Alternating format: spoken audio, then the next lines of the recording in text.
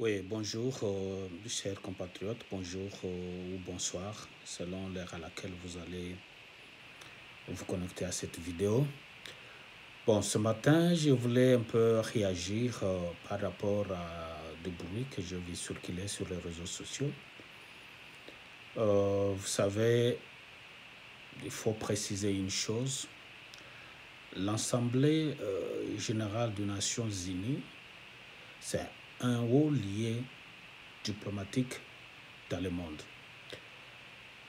Cette structure ou cette organisation internationale a été mise en place pour permettre aux États de se retrouver et de discuter des questions importantes qui touchent la sécurité internationale et la paix dans le monde.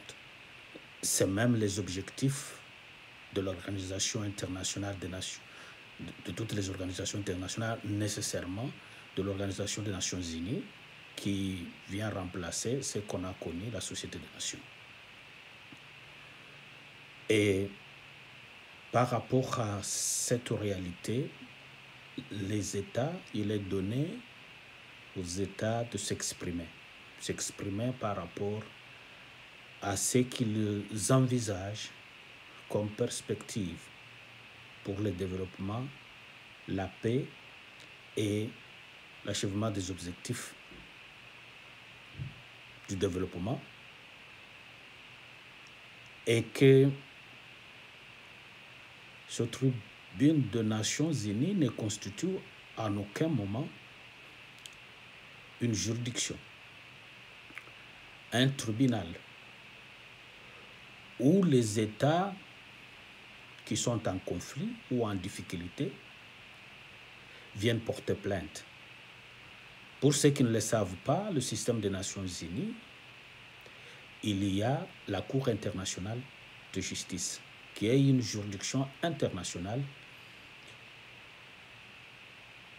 dont le statut fait partie de ce qu'on appelait la Charte des Nations Unies, et que c'est devant cette juridiction du droit international que peuvent être portés les différends qui opposent les États.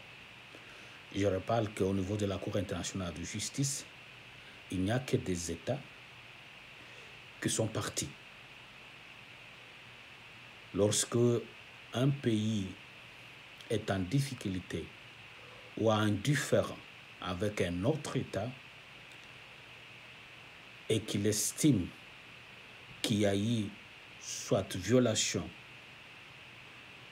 du statut de l'Organisation des Nations Unies, qu'il y a eu violation de règles du droit international, l'État est fondé à saisir la Cour internationale de justice.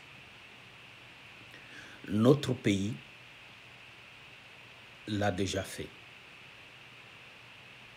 Vous connaissez l'affaire des activités militaires sur le territoire de la République démocratique du Congo, communément connue l'affaire la RDC contre l'Ouganda. Et nous avons eu la chance de suivre ces dossiers, de les connaître, parce que je rappelle à tous ceux qui nous suivent que c'est notre cabinet qui a eu la chance de prendre en charge ces dossiers au niveau de la Cour internationale de justice. Et nous avions obtenu un jugement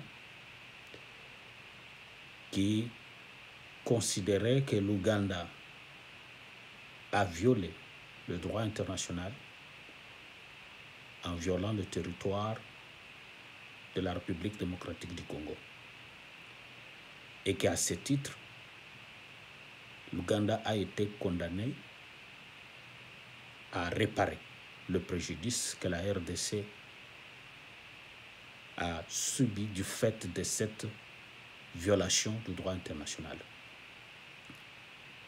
Donc, nous allons revenir probablement dans d'autres vidéos en détail pour dire ce qui s'est passé, parce qu'après cette décision, la Cour avait donné aux deux États la possibilité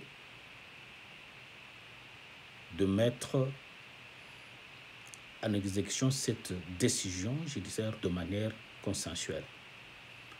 il était donné la possibilité à l'Ouganda et à la RDC de négocier, d'arriver à une solution négociée qui allait être présentée à la Cour.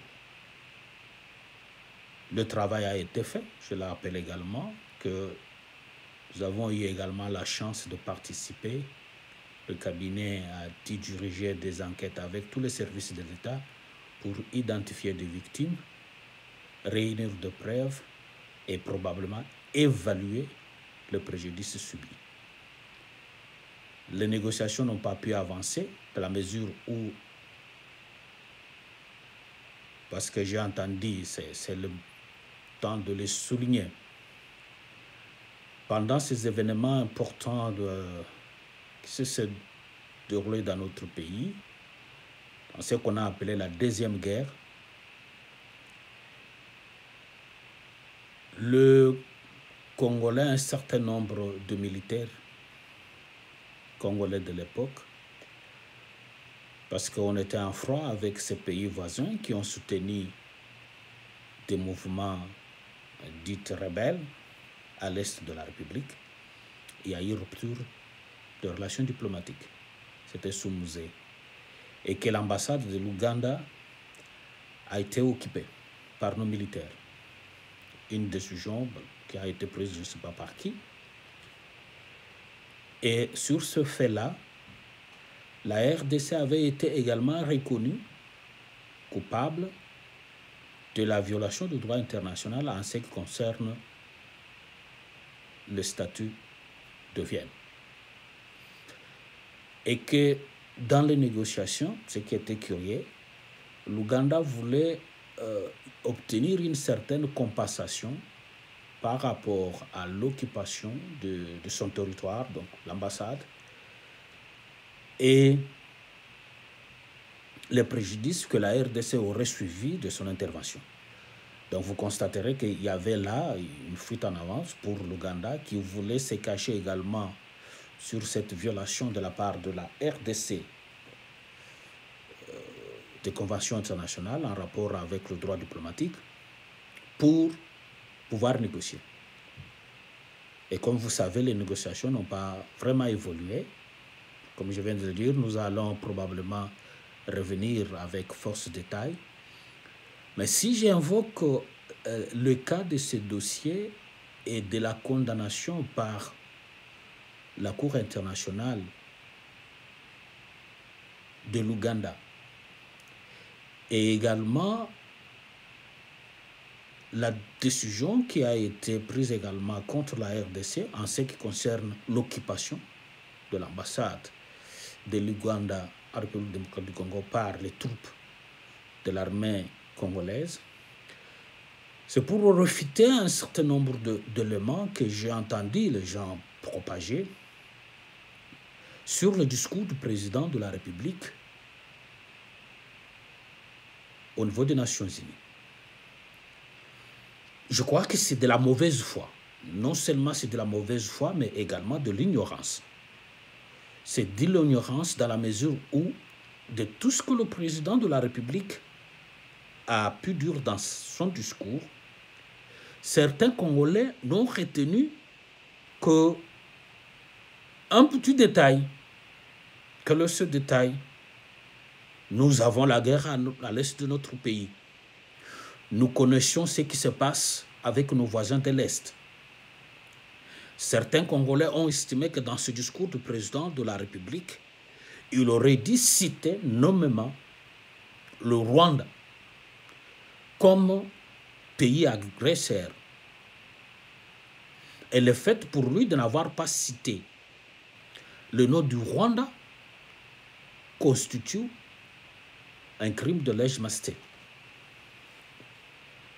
Je rappelle à ces individus, je crois que c'est ça le drame. C'est pourquoi nous avions pris la décision de faire de temps en temps des vidéos pour des raisons pédagogiques.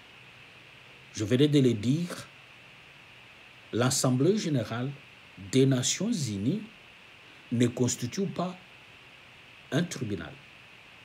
On ne va pas à l'Assemblée générale des Nations Unies pour aller y faire un procès.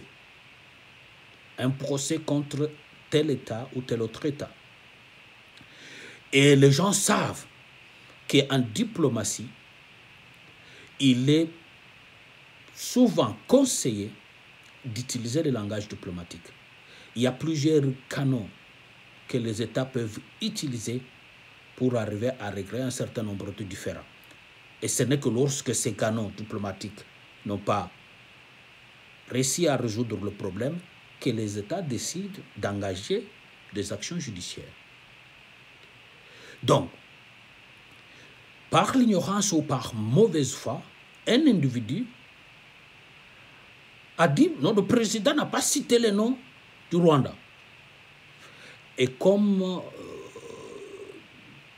le Congolais, sans vérification, sans connaissance à produire, on devait dire non, ce n'est pas le cas. Vous avez plusieurs États à travers le monde aujourd'hui qui sont en conflit ouvert. Et des conflits connus et de vieux conflits. Mais il y a des structures qui existent, des mécanismes qui existent où ce genre de questions liées aux différends qui opposent les États se traitent. Et à l'Assemblée générale, chaque pays vient présenter l'État du pays, veut présenter la vision que ce pays projette pour l'avenir, aussi bien dans ses relations avec l'organisation qu'avec le monde d'une manière générale. Il n'était pas nécessaire que le président vienne citer le nom du Rwanda et que cela résoudrait le problème, parce que ce nom du Rwanda est cité même dans le rapport des Nations Unies et par d'autres organisations internationales. Il était important de faire constater que la situation de l'Est de notre pays n'est pas seulement un fait congolais, qui a des implications sur le plan international, qui a des acteurs sur le plan international. Ces acteurs sont multiples. Il n'y a pas que le Rwanda. Les Congolais savent, et plusieurs structures ou organisations internationales ont déjà cité nommément des noms, non seulement de pays, mais également de multinationales, qui tirent profit de la crise à l'est de notre pays. Le président de la République ne pouvait pas nécessairement se limiter seulement à citer le Rwanda. S'il s'est lancé dans cette gymnastique ridicule, que certains Congolais auraient souhaité que cela soit fait, il a fallu qu'il cite les noms de toutes ces personnes, tous ces pays, toutes ces entreprises, les multinationales et de différents gouvernements dont dépendent ces multinationales. Qu'avoir de manière globale présenté la question en citant qu'il y a réellement une incidence extérieure par rapport à ce qui se passe dans notre pays et en souhaitant que ces ressources extérieures qui constituent le soutien important de ce qui se passe dans notre pays à l'est de la République soient combattues, je crois que les Congolais le plus sérieux, ceux qui connaissent ce qui se passe sur le plan international, ne pouvaient que voir que le président a porté ce message que de la RDC au niveau international. Ce message est adressé non seulement au Rwanda, que les Congolais auraient souhaité qu'il cite, mais également à l'Ouganda, mais également au Burundi, mais également au Canada, mais également aux États-Unis d'Amérique, mais également à la France, à la Suisse. Vous avez plusieurs multinationales, la Chine. Tous ces pays ont des intérêts à l'est de la République à travers des structures aussi militaires que commerciales comme des entreprises. Donc, dire qu'il aurait seulement cité le nom du Rwanda, je crois que ça nous ramène à ces débats terre à terre qu'une certaine opinion pense entretenir. J'ai le courage, et je crois l'avoir déjà dit, nous étions étudiants, du témoignage, nous étions étudiants alors à l'université de Kinshasa lorsque la première guerre de l'Est a éclaté.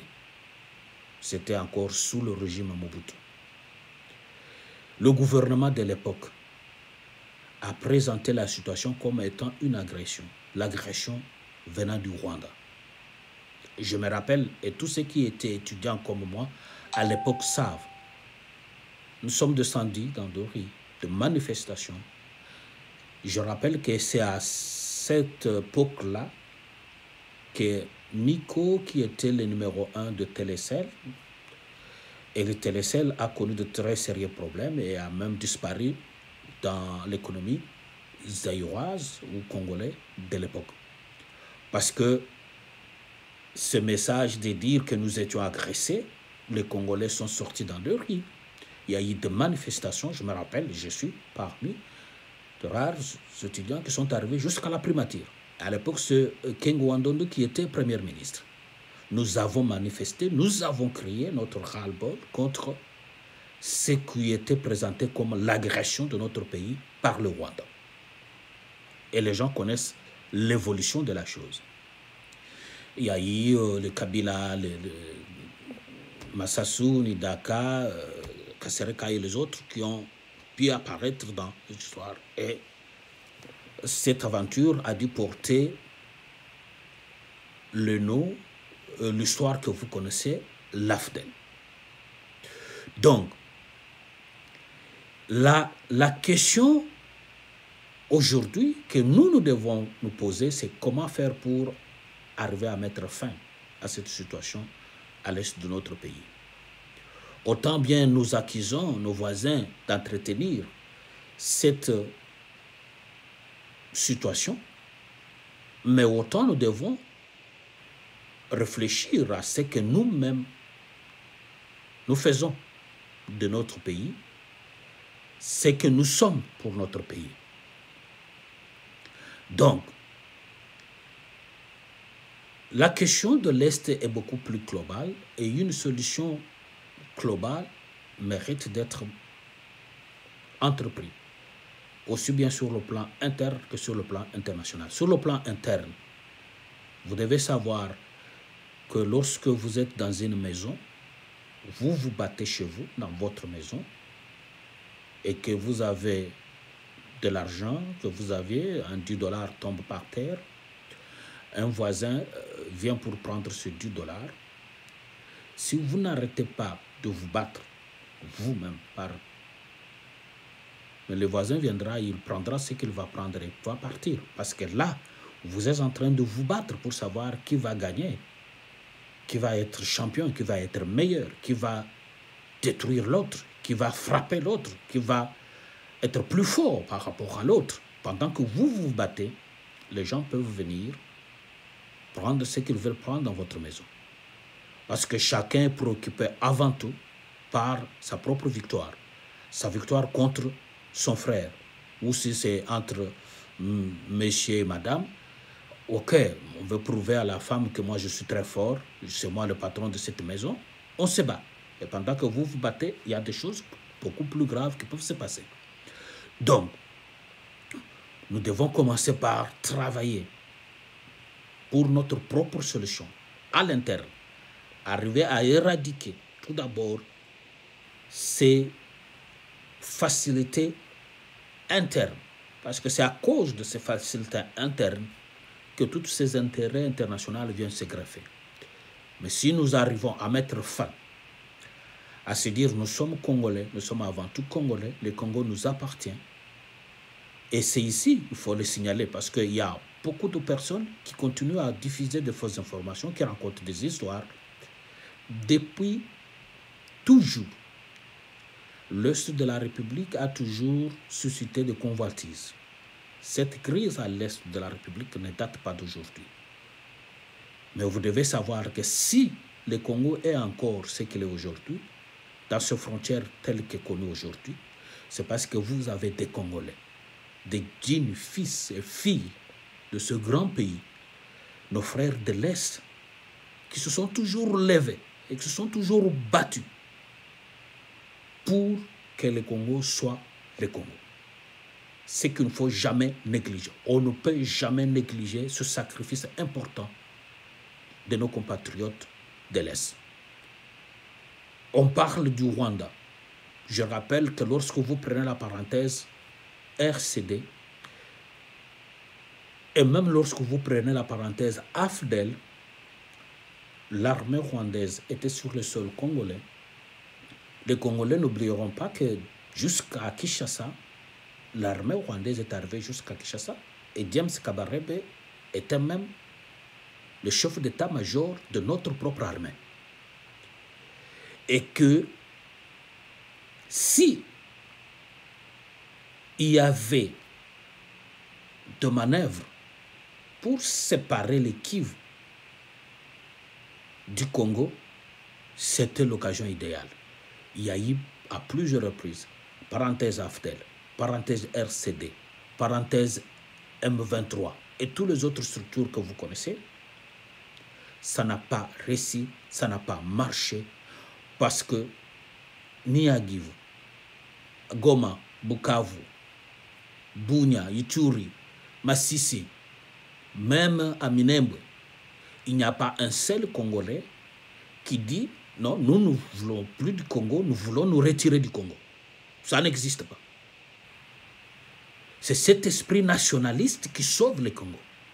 On doit le souligner. Et ceux qui, sur les réseaux sociaux, veulent diviser les Congolais avec des discours tribaux, avec du discours de rejet de l'autre, ils se trompent. Nous continuerons à les combattre et nous continuerons à les combattre. Et nous continuons à rappeler à l'ordre. Et nous allons, le moment venu, commencer à amener des gens devant la justice. Aussi bien dans notre pays que sur le plan international. Lorsque vous faites l'apologie du racisme, du tribalisme, de la division, c'est que vous poussez les gens à s'entretuer, vous poussez les gens à haïr les autres. Votre place, c'est dans la prison. Votre place est en prison. Donc, pour revenir à ce que je disais, c'est faux et archi faux de penser que le fait seulement de citer le Rwanda allait résoudre le problème. Et ceux qui y ont rencontré ce genre de choses, vous devez avoir honte. J'ai vu des gens, des juristes, des journalistes, des gens qui parlent bien français, qui même lorsqu'on n'a pas fait des études de relations internationales, des études diplomatiques, la moindre des choses, comme je le dis toujours, on continue à apprendre toute sa vie. Vous pouvez aller lire, vous pouvez poser des questions. Donc, le président ne pouvait pas seulement s'arrêter à citer le Rwanda. Mais qui ne sait pas que le Rwanda a joué ce rôle sous l'influence d'autres pays ou d'autres puissances économiques à travers le monde ou des sociétés. Donc, vouloir citer les noms, il fallait alors citer tout le monde. Parce qu'il n'y a pas que le Rwanda qui est à l'est de la République. Des avions qui décollent tous les jours ici, ils n'atterrissent pas seulement au Rwanda. Les minerais qui sont pris à Masisi ou ailleurs, ces minerais quittent la RDC pour le Rwanda, mais ils ne s'arrêtent pas au Rwanda. Ces minerais partent pour de pays connus. La filière est connue, les entreprises sont connues. Notre combat aujourd'hui, c'est de pouvoir porter la voix de la RDC, se battre à tous les niveaux pour que ce qui nous arrive s'arrête. Nous avons gagné contre l'Ouganda, Nous gagnerons également contre d'autres pays. Nous gagnerons également contre les entreprises, les multinationales, qui au jour d'aujourd'hui pillent nos richesses à l'est de la République. Donc, restons attentifs, arrêtons la mauvaise foi, l'ignorance, parce que ça ne fait pas plaisir de voir des Congolais qui sont en train de descendre leur propre pays, qui sont en train de descendre l'image de la République. Vous devez savoir que chaque jour, lorsque vous prenez une position qui va dans le sens de présenter un Congo comme un pays fini, un pays voué à l'échec, vous jouez le jeu de nos ennemis. Vous jouez le jeu de nos adversaires. Et la guerre, on le gagne lorsqu'on a un moral de fer. Et la plupart des Congolais aujourd'hui, ce qu'ils font, c'est amener la paix, montrer que nous n'allons jamais réussir. Aujourd'hui, les Congolais présentent le Rwanda comme des super robots, comme des super intelligents, comme des hommes le plus intelligents de l'Afrique. Et que nous, les Congolais, nous sommes devant une paix. Dans la mesure où les Congolais ne présentent que ce qui est négatif. Ne surfent que sur ce qui est négatif. Tout ce qui est négatif, tout ce qui est diminuant, tout ce qui va dans le sens de montrer que le Congolais est un nil, ne vaut rien, c'est ce qui intéresse les Congolais. Parce que probablement on n'aime pas Tshisekedi, on n'aime pas ceux qui sont au pouvoir aujourd'hui, mais c'est tout de suite qu'il y a une petite mauvaise nouvelle, cela s'amplifie, cela circule. La guerre psychologique que nos amis, nos adversaires nous imposent, cette guerre psychologique, ils ont des éléments aujourd'hui, des individus aujourd'hui, des structures aujourd'hui, qui ne font que ce travail-là, le travail d'avancer dans le sens de montrer que le Congo ne réussira jamais. Vous ne gagnerez jamais cette guerre. C'est ce que les Congolais veulent nous faire croire. Lorsque l'armée nationale fait un travail formidable, il y a des territoires entiers récupérés, il y a des mouvements rebelles qui déposent des armes, qui rendent des armes. Ça ne fait jamais l'actualité. Vous avez des Congolais qui ne parlent jamais de ça, qui ne parlent jamais des efforts de l'armée, qui ne parlent jamais des victoires de notre armée contre nos ennemis, contre des mouvements rebelles, contre des forces négatives. Rien. Mais il suffit qu'ils apprennent que ces mêmes groupes que nous combattons, ont tué une personne à tel endroit, ont pillé tel village à tel endroit, les réseaux sociaux s'emballent. Les médias tenus par les Congolais s'emballent. Ils diffusent à la longueur de journée ces informations-là. Tout ce qui leur intéresse, c'est tout ce qui est négatif. Mais ce travail de sape, ce travail psychologique que les autres nous imposent, si nous ne prenons pas des décisions radicales, de magnifier, de montrer bravoure, montrer ce que notre armée est en train de faire, ce que nos forces de sécurité sont en train de faire, si nous sommes incapables de célébrer nos propres victoires, comment voulez-vous que ceux qui sont au front se sentent regaillardis pour faire le travail? Parce que tous leurs efforts sont dilués par des actes de sabotage. Ces gens ne se battent pas. Nous sommes dans une guerre asymétrique. Les gens doivent savoir, la guerre symétrique, c'est lorsque vous avez des armées identifiées, parfois des États qui se battent. Il y a une ligne de démarcation. L'ennemi est identifié par rapport à ce qu'il a comme uniforme, le drapeau qu'il porte. C'est cette guerre classique qu'on appelle la guerre symétrique. Mais nous sommes ici dans une guerre asymétrique. Une guerre qui n'est pas conventionnelle. Le guérilla. Vous avez des individus qui se fondent dans la masse, qui se fondent dans la population. Vous pouvez passer là, vous trouvez une femme et ses enfants au champ. Vous le voyez au marché. Ils vendent les histoires de leur champ. Ils sont chez eux, préparent de foufou. Ils viennent suivre le match avec vous. Mais la nuit, ce sont ces mêmes personnes qui prennent des machettes, qui prennent des armes. Ils se retirent quelque part pour aller tuer. Les gens doivent savoir que c'est un conflit atypique. La guerre asymétrique pose de sérieux problèmes dans les méthodes à utiliser pour arriver à mettre fin à ce genre de guerre.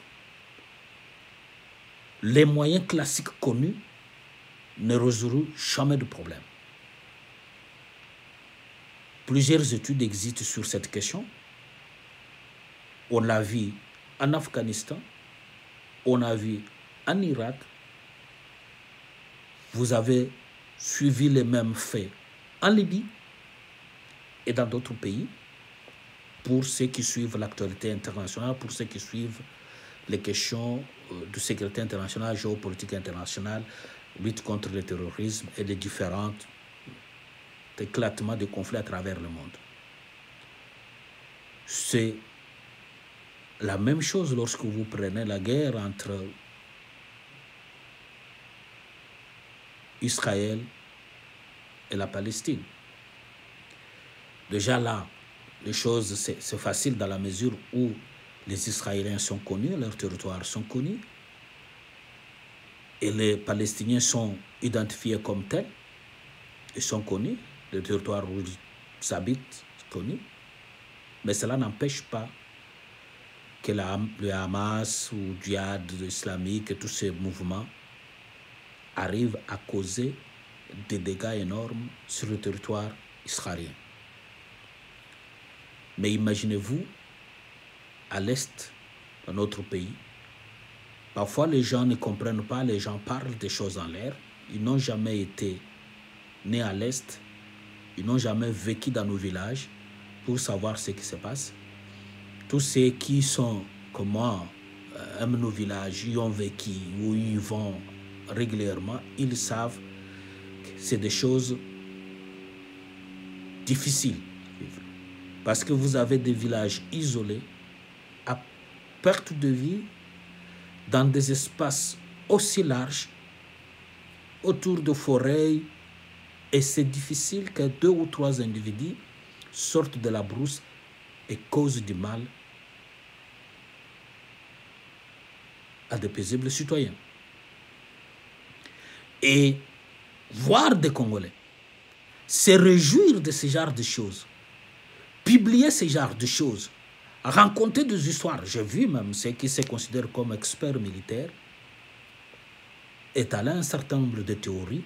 Je me dis, des théories classiques apprises à l'école, ça n'a rien à voir avec la réalité sur le terrain. Il faut y aller pour confronter ces théories, pour confronter ces projections stratégiques avec la réalité locale, la réalité du terrain.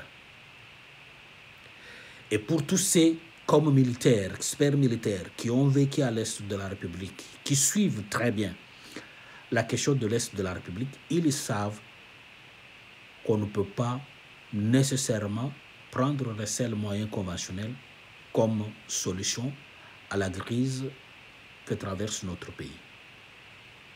Il faut adapter des moyens, il faut trouver des solutions, il faut aller au-delà des solutions classiques pour inventer d'autres solutions qui puissent être capables de ramener la paix à l'est de notre pays.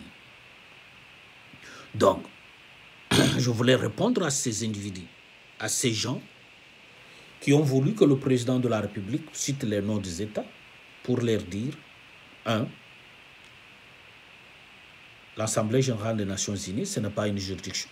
Les États ne viennent pas pour accuser qui que ce soit là-bas. Et même lorsque vous allez citer les noms des individus, les communications de pays, les communications de chefs d'État et de gouvernement à l'Assemblée générale des Nations unies ne donnent lieu à aucune autre action. Ni un débat serait engagé autour de ça, tout ça. Non, cette communication est donnée pour que chaque pays présente sa vision des choses, présente les ambitions qui sont les siennes par rapport à l'avenir, par rapport aux objectifs qui sont les objectifs des Nations Unies, la paix et la sécurité internationale. Donc, arrêtez de raconter des bêtises, arrêtez de publier du n'importe quoi sur les réseaux sociaux, soyons responsables.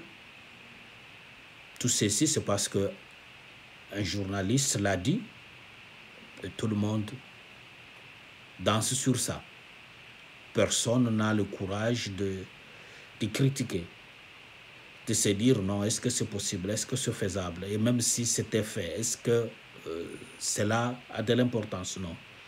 Donc tout ce que le président de la République a dit, tout ce qui a été de meilleur dans ce discours, un discours responsable, un discours qui montre une certaine détermination de la RDC à sortir de la crise, à aller de l'avant et à prendre sa place dans les nations, tout ça a été mis de côté juste parce que les gens qui nourrissent certains fantasmes ridicules ont voulu que ce fantasme soit satisfait.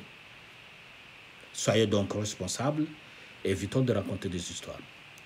La même chose, un individu dit que le président de la République n'est pas parti à Goma pour des raisons de sécurité. Personne ne l'a dit, ni les services de sécurité, ni le président de la République lui-même, ni les services de la présidence, personne ne l'a dit. Un individu comme ça, il le dit, et c'est tout le monde qui reprenne ça comme un chant. Non, le président n'est pas parti parce que, pour raison de sécurité, il a fui, problème de sécurité, voilà, lui, il a peur d'aller là-bas, mais ceux qui vivent là-bas, non. Vous racontez de bêtises, je suis en train de le dire. Je parlais ici de la situation en 97, 98.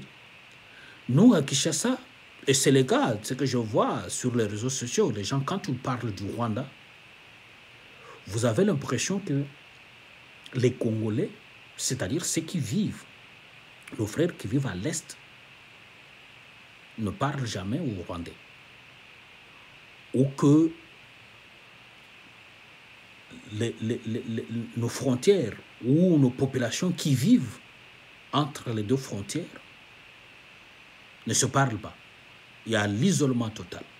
Nous sommes en guerre. Ce sont nos adversaires, ce sont nos ennemis. Ce sont... Moi, j'ai été surpris lorsque je suis arrivé à Goma. Je suis allé à Bukavu. Je suis parmi, comme je viens de le dire, je suis parmi ceux qui étaient dans des manifestations contre l'agression de notre pays par le Rwanda. Et l'image que nous avions de l'Est de la République, par rapport à ce discours que nous entendons sur les réseaux sociaux. Et quand je suis arrivé sur place, j'étais choqué. Moi, j'étais choqué. Nous sommes partis. Et la personne qui me faisait visiter, tout ça, on arrive quelque part, il me dit, bon, maître, vous savez, nous sommes où? Je dis, oui, nous sommes. Mais maître, nous sommes au Rwanda. Je dis, ah bon? Comment ça? Je dis, non, tu vois, si nous prenons par la route, pour ceux qui sont à Bukavu, tout ça, ils savent. Quand vous prenez la route, tout ça, là, vous pouvez voir les petites frontières, une barrière qui montre que non, ça c'est la RDC, ça c'est tel pays.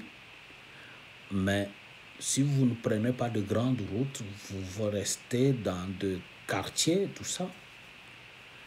Parfois, il n'y a que les autochtones, les gens qui vivent là-bas, qui savent que non, cette maison-là, vous serez peut-être au Rwanda ou en Ouganda. Mais ça, c'est pas ça. Mais vous avez, par exemple, à Bukavu, vous avez de va-et-vient de taxis. Vous avez des Congolais qui, chaque jour, vont au Rwanda pour y aller travailler. Vous en avez qui vivent là-bas, qui vivent au Rwanda. Vous y arrivez là, vous avez une ambiance normale, comme si rien n'était. Des gens viennent avec des histoires pour vendre, il y a des gens qui quittent la RDC pour entrer de l'autre côté, pour aller vendre. Il y a ces mouvements-là, vous avez de marché. Je dis, mais mon Dieu, mais qu'est-ce qui se passe? On dit non, mais maître. Et vous, quand vous êtes dans ce grande ville, la plupart des produits de nécessité, les produits de base, tout ça, ça ne vient pas de Kinshasa. Ça vient de là. Chankungu et dans d'autres villes du Rwanda ou de l'Ouganda. Mais lorsque ces individus sont là en train de crier, vous allez croire que là-bas, chez eux là-bas, ils ne peuvent même pas serrer la main de Rwandais. Ou que ces gens ne vivent jamais avec le Rwandais, ils ne peuvent même pas le regarder, ils ne peuvent même pas parler avec eux. Non, c'est faux et archi-faux. Je mets au défi à quiconque de venir me prouver le contraire. Parce que moi, j'ai vécu ce fait-là autant entre 2005 et 2006, le premier voyage, mais j'ai fait plusieurs voyages à l'est de la République, jusqu'en 2010. Rien n'a changé. C'est ces relations commerciales, ces échanges commerciaux existent. Vous avez des Rwandais qui vivent, qui sont connus comme tels, des Rwandais qui vivent. Vous avez des Congolais qui sont connus comme tels, comme des Congolais qui vivent de l'autre côté. Et j'étais là. À Bukavu, j'étais logé dans un hôtel juste au bord du lac.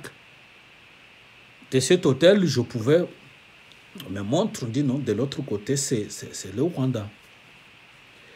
Je pouvais voir sur ce lac-là des hors-bords militaires qui faisaient des patrouilles de va-et-vient. Je dis non, ça c'est l'armée, ce sont des militaires rwandais. Ils étaient d'ailleurs les seuls à faire ce va-et-vient parce que je n'ai pas vu ni des pirogues, ni de hors-bords militaires congolais sur ces lacs-là. Et les gérants de l'hôtel me disent non, non, de temps en temps, parfois, ils en ont même qui viennent ici acheter la bouffe. Donc, ils circulent là, ils peuvent quitter de l'autre côté du Rwanda, venir jusqu'à cet hôtel-là pour acheter à manger, prendre des trucs. Donc, si nous aimons notre pays, il faut qu'on aime notre pays. Je ne dis pas que ce n'est pas bien de dénoncer le mal. Lorsqu'il y a un seul Congolais tué quelque part, ça doit nous faire tous du mal. Mais l'on doit se garder de vouloir jouer les jeux des ennemis qui veulent nous plonger tous dans cette guerre psychologique. Et ça n'avance pas notre pays, ça n'aide pas la République. S'il vous plaît, aimons notre pays, travaillons pour que ce pays aille de l'avant et faisons tout ce qui est nécessaire, faisons tout ce qui est à notre pouvoir pour permettre à la République d'aller de l'avant. Donc, comme je viens de le dire, ce discours du président de la République, c'est un discours responsable, un discours important. Il faudra que nous prendrons un moment venu pour décortiquer ce discours. Nous avions voulu tout simplement répondre à ce que j'ai entendu, à ce que je considère comme de la mauvaise foi, parce qu'il n'y a pas que la question du Rwanda. Le président a parlé de la situation de l'Est de la République. Il a eu le courage de dire que ce qui se passe à l'Est de la République n'est pas seulement le fait de Congolais, mais qu'il y a des individus, des États qui sont derrière ce qui se passe à l'Est de notre pays. Et il revient à tout Congolais, à nous Congolais, au gouvernement congolais, de travailler pour que cette situation cesse. Ce n'est pas en voulant faire trop de bruit, en voulant peindre notre pays comme un pays des incapables que nous allons y arriver. Parce que cette guerre psychologique que certains Congolais, par ignorance, portent tend à cet objectif-là, à montrer que nous sommes incapables, à montrer que nous ne valons absolument rien. Je ne peux jamais penser que le Rwanda ou les Rwandais sont aussi plus intelligents que nous. Depuis l'histoire, lorsque vous rentrez dans l'histoire, vous n'avez aucun fait historique qui montre que ce peuple du Rwanda ont eu à dominer ou à occuper nos territoires à l'est de la République. Et que nos vaillants Congolais, nos compatriotes, ont toujours, durant toute l'histoire, prouvé que ce sont des guerriers. Ce sont des gens, on ne peut pas jouer avec eux. Quand j'entends des individus dire non, le Rwanda, les gens veulent faire croire que nous ne valons rien. Les Rwandais sont extraordinaires. Ces discours décriés toujours Rwanda, Rwanda, Rwanda, je déteste ça, personnellement. Je déteste ça. Et si nous mettons de l'ordre, vous verrez qu'il n'y aura rien. Il n'y a pas un seul président qui pouvait avoir le pouvoir au Rwanda sans la bénédiction de la RDC. Nous étions cette puissance et nous devons faire tout pour prendre notre place. Merci à vous tous qui nous suivez. Merci à vous qui partagez nos vidéos. Je vous invite toujours à vous abonner. Abonnez-vous, partagez. Et comme je le dis toujours, ceux qui pensent qu'ils peuvent également parler, apporter quelque chose de plus pour construire cette image de la RDC, pour lutter contre toutes ces manipulations, l'intex et les fake news, faites-les. Faites-les parce que nous voulons faire cesser les mensonges. Nous voulons que l'intox disparaisse dans nos milliers. Lorsqu'il y a une information, il faut que ce soit une vraie information. Pas de manipulation. Pas de discours politique, tout simplement de la politique politicienne. Nous devons aimer notre pays. Nous devons travailler pour ce pays, pour que ce pays aille de l'avant. Merci à tout un chacun de vous. Merci et bientôt c'est le week-end. Nous allons nous retrouver probablement avec notre vidéo. Je vous remercie et je vous prie, s'il vous plaît, abonnez-vous à notre chaîne, partagez, invitez les amis Kagame me dit, mais écoutez, maître, mais ce que vous faites là, c'est formidable, c'est bon, mais vous savez, les Congolais, ce n'est pas ce genre de choses qui leur intéressent. Les Congolais aiment tout ce qui est sensationnel, tout ça. Bon, il faut diversifier. Nous disons, nous n'avons pas pour vocation de devenir des journalistes ou de faire quoi que ce soit. Nous parlons en tant qu'individus et nous voulons porter notre contribution à cette construction de l'image de la RDC. Et ceux qui pensent créer des médias, faites-les pour qu'on puisse faire reculer ces médias de la honte. Je crois qu'ils sont en congrès quelque part. Je crois que les nouveaux dirigeants de cette structure prendront les choses au sérieux pour former quand même des journalistes, parce qu'il y a trop de médiocrité, il y a trop de moutons noirs, des gens qui ne connaissent même pas ce noble métier de journalisme. La déontologie, l'éthique, tout ça n'existe pas pour eux.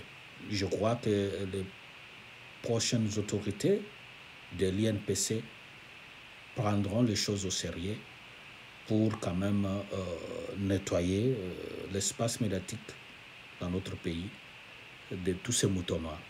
Merci à vous tous, que Dieu vous bénisse.